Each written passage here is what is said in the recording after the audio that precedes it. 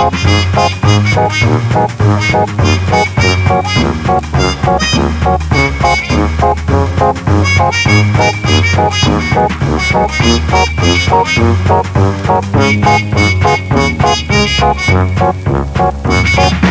delle imprese più memorabili degli anni '20 fu sicuramente il sorvolo del Polo Nord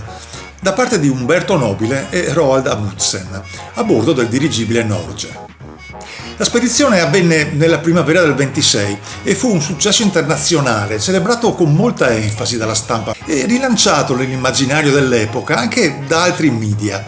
fra cui non poteva mancare un canale in quegli anni molto importante, ovvero l'allestimento di spettacoli teatrali.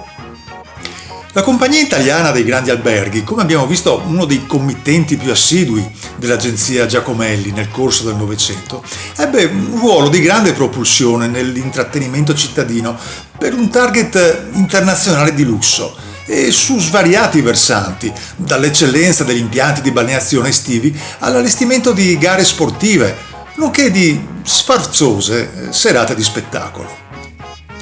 In sede di inventariazione abbiamo recuperato alcuni scatti curiosi che presentiamo qui in anteprima e documentano una produzione teatrale destinata ai tepori estivi di mezz'estate del 1927, dedicata proprio alla celebrazione dell'impresa di Nobile.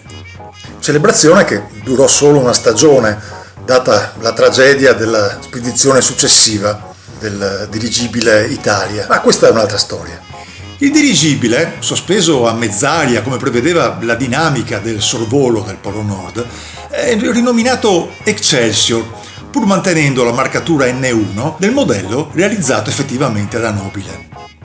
Sul pack artico ferragostano sottostante, attori travestiti da orsi bianchi e pinguini, affratellati da un testacoda improvviso di meridiani e paralleli, festeggiano il bolide aereo marcato Ciga, scontando sotto i costumi, intonati alle lenzuola polari, i morsi della calura estiva lidense.